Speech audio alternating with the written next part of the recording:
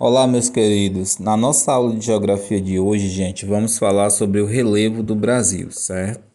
Primeiramente, nós temos que saber o que é o relevo. Gente, relevo é o conjunto das formas da superfície terrestre, ou seja, das diferenças de níveis entre os terrenos baixos ou elevados, planos ou acidentados, certo? Nós sabemos que a superfície do nosso planeta ela é bem diferente de um lugar para outro. É possível perceber essas diferenças no solo brasileiro, que é bastante marcado no aspecto físico, ou seja, na sua forma. Ao longo do tempo, o relevo terrestre ele sofreu alterações, seja por condições naturais como os ventos, chuvas, atividades vulcânicas ou pela própria ação do ser humano. As principais formas de relevo, gente, são montanhas, planaltos e planícies. Aí nós temos as variantes do relevo, que são as mudanças ocorridas nas formas de relevo com o passar do tempo.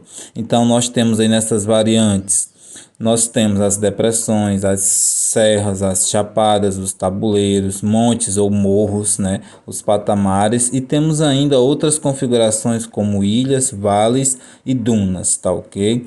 Se vocês observarem bem, essa fotografia que tem no livro de vocês, que mostra o mapa do Brasil, né, e o relevo do Brasil, nós percebemos que o nosso país ele apresenta, né, em toda a sua extensão planícies, depressões, chapadas, planaltos e serras. Observem pelas cores, né, que nós temos em cada parte do nosso país, né, nós temos um determinado tipo de relevo, tá ok? Se nós observarmos um pouquinho para o nosso estado, nós vamos perceber os vários tipos de relevo que temos aqui no nosso estado, no Ceará, tá ok? Gente, vamos falar agora sobre cada uma dessas formas de relevo, as principais. Vamos começar com os planaltos, né? São superfícies planas ou levemente onduladas que se estendem em terrenos elevados. A maior parte do relevo brasileiro é formada de planaltos. Os mais importantes são os planaltos das Guianas, o Planalto Brasileiro, o Planalto Atlântico e o Planalto Meridional, certo? Então, os planaltos são essas superfícies, né, planas, né, que se estendem em terrenos elevados. Aí nós temos as planícies, que são grandes extensões de terras planas ou levemente onduladas com baixas altitudes, né? Então, as planícies, como vocês observam pela fotografia, né, são grandes extensões de terras planas ou onduladas, mas com baixas altitudes. Nós temos também as depressões, que são áreas rebaixadas em relação ao nível do mar, ou seja, são áreas, né, que são mais baixas que o nível do mar. Nós temos aí também as chapadas, que são geralmente planas, com altitudes elevadas e lados que podem apresentar diferentes inclinações.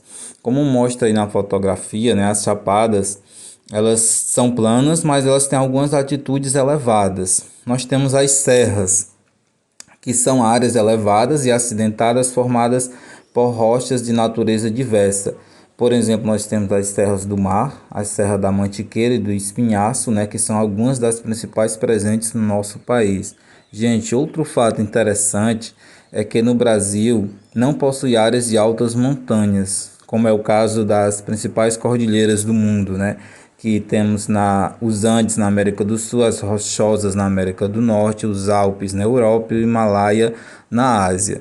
Tá ok? Então tem um pouquinho aí, né, sobre o relevo do nosso país, mostra, né, especificando como acontece. Gente, espero que vocês tenham compreendido um pouquinho do conteúdo, tá ok? Façam uma boa leitura e até a próxima aula.